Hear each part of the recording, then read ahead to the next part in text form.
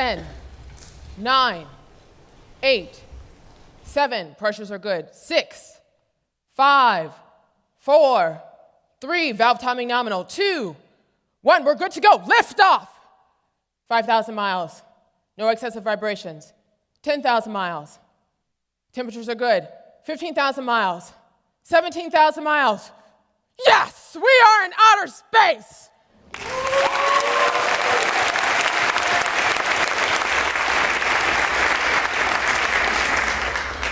That was me, an award-winning rocket scientist sitting in mission control.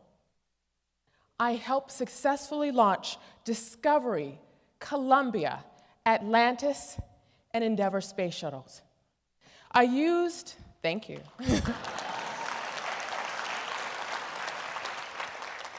I used mathematics and science to calculate the probability of catastrophic explosion within the space shuttle's flight. In all, I helped launch with a great team of people, 28 space shuttle missions into outer space.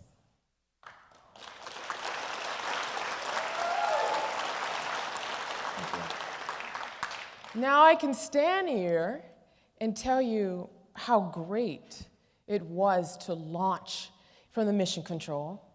I can tell you how it was like to sign off and authorize multi-million-dollar engine tests. But I'm not. I can tell you how great it is to be an author and a TV host now. But I'm not. Rather, I'm going to talk about you and me and what comes in our mind in the middle of challenges. Fear. Fear. What have you always wanted to do in life? Do you want to be a multi-million-dollar business owner? Do you want to be the first in your family to graduate from college? Do you want to start a family? Well, for me, I always wanted to be a rocket scientist, but obstacle and roadblocks came into my path where I questioned whether or not I'd be able to do it. The truth is this: if we do not have a way to reprogram our minds to overcome fear, we will never be successful at our own specific missions in life. But there's good news. I have personally devised a 3-step method to overcome fear and reprogram the brain using 3 key decisions, and I'm going to share them with you today. The first decision is this: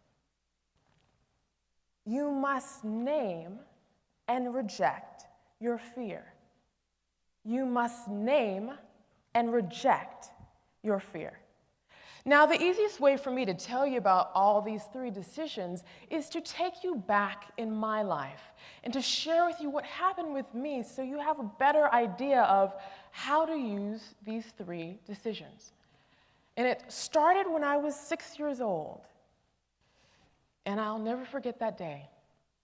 I went on a field trip to the Jet Propulsion Laboratory, and there it was wonderful.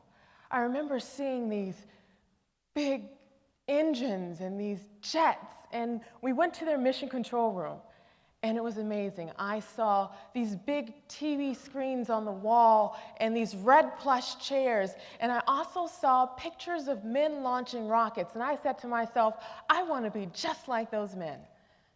Now, I'm not quite sure if you've noticed, I wear stilettos and skirts. I am definitely a woman.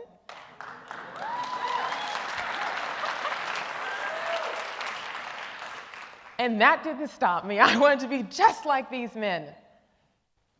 But obstacles came into my path.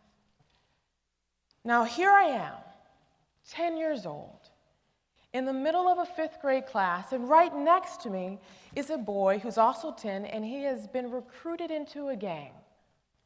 He and I get into arguments quite regularly because, frankly, I don't know the power of my words at this age. And he wears this ring on his finger that he files down so it acts just like a knife. And so one day in a heated argument, he takes this ring and he socks me right under my eye. Now, being a champion, an Olympian, I stand up to defend myself, and everything goes blank. I cannot see one thing. I am later rushed to the hospital, and I have 5 layers of stitches placed in my face, and the surgeon tells me I'm lucky. Had it been any higher, I would have lost my eye.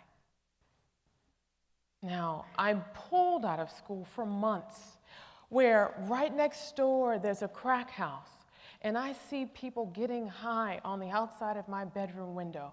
And our mother has us sleep in the bed in a certain direction, so if the bullets came through the house, if it came through the walls, it would hit our feet first and not our head.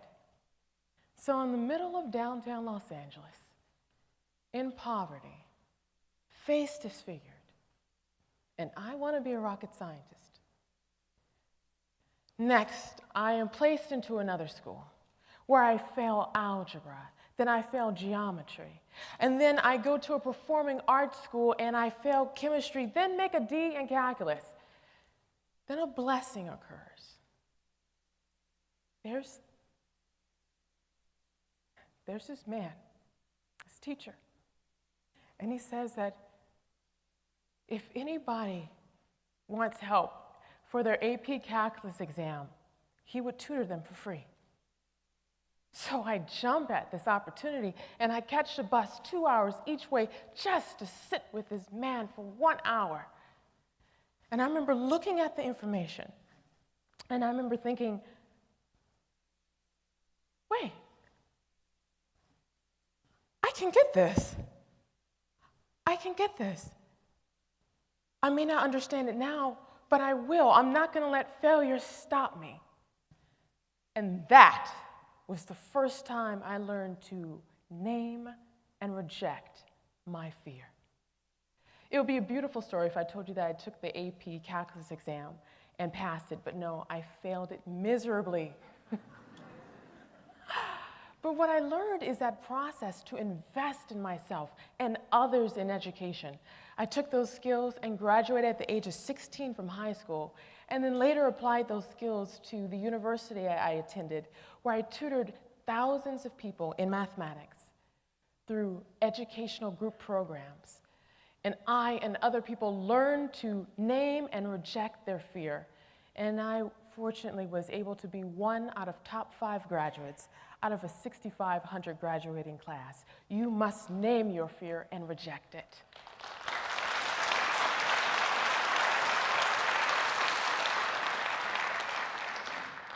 The second decision is this. You must reprogram your brain with different thoughts. You must reprogram your brain with different thoughts. You know how you have a computer and it may be infected with a virus, and you have to take the virus off the computer and reboot it so it operates correctly? Well, our brains are the exact same way. What we have to do is take the virus out, what's called fear. And I learned this my first couple of months working as a rocket scientist. Now, I'm going to share a secret with you. When I first started in rocket science, I was completely intimidated. I remember going inside this room, and there was around 200 people in this room. And I remember looking around, and I was the only woman. And then I remember looking around again, and everyone was at least 20 years older than I was. And I was hearing all these words I didn't know. Beads of sweat would come down my forehead as I was hearing SSME, ITAR, RP1, ISP. I didn't know what any of this was, and that fear started coming into my brain again. And I didn't know whether or not I'd be able to make a significant difference. Then, a couple of weeks later, I had my second epiphany. I remember going into this room, and then I realized, wait, I'm educated, and I work hard at everything I do. I may not be able to make a significant difference now, but I will. So that's what I did. I literally told myself, I'm going to make a big difference here. And I found mentors to show me what SSME meant, which was the Space Shuttle Main Engine. The Space Shuttle Main Engine was huge.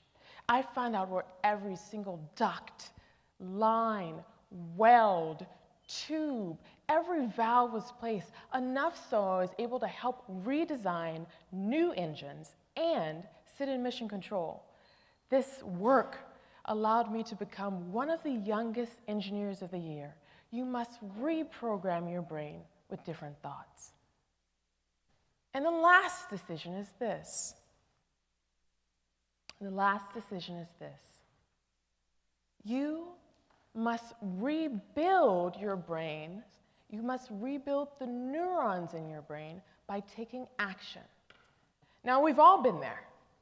We've had to lose weight, we've had to get in shape, and it's not enough to simply say, all right, I'm gonna get in shape, and then you sit on your couch.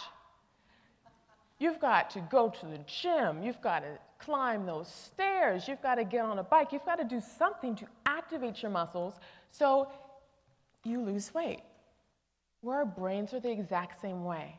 The way that we exercise our brain is by taking action in direct opposition to our fear.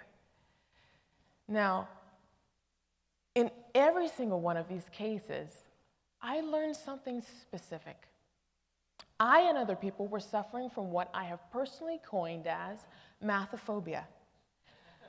Mathophobia is a severe fear that happens in the reptilian part of the brain that shuts off the frontal brain lobes, rendering someone completely paralyzed when it comes to problem solving. Anytime someone has fear, the problem solving is completely turned off. But when we take action in direct opposition from our fear, something amazing happens. Neuron transmitters are created and built within our brain, turning off fear, creating pathways to fire off our frontal brain lobes. And when our frontal brain lobes fire off, we're able to do great things. And I recognized this after I left rocket science. When I left rocket science, I was offered a prestigious position for a banking institution, only to recognize that I loved science and education far more. So I left banking and I decided to be a part-time mathematics professor. But when I did that, the entire United States economy tanked. Nobody was hiring. And here I was, underemployed, struggling to pay my bills. And I almost let fear stop me again. But this time, I was armed with all these experiences, and something different happened this time. I remember sitting there, thinking, what am I going to do? And then I had my latest realization. Wait, I'm talented. If no one is hiring, why not hire myself? So that's what I did. I hired myself. I created my own educational entertainment company. First, I created my website with all the cool different science, technology, engineering, and math videos. Then what I did is form the company specifically. I had to find out the difference between the S corporation and a C corporation. Next, what I did is I hired tutors. Then I wrote a book. Now my team and I are creating educational TV shows for network programming. I didn't know how to do any of this.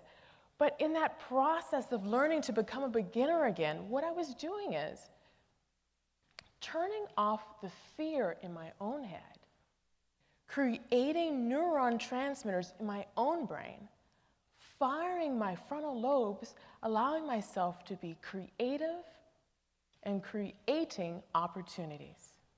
So, if there's one thing I want you to remember today, it's this. You can reprogram your brain to override fear if you name and reject your fear. Reprogram your brain with different thoughts and take action in direct opposition to your fear. If you do all these three things, guess what? You can do anything you set your mind to, even become a rocket scientist.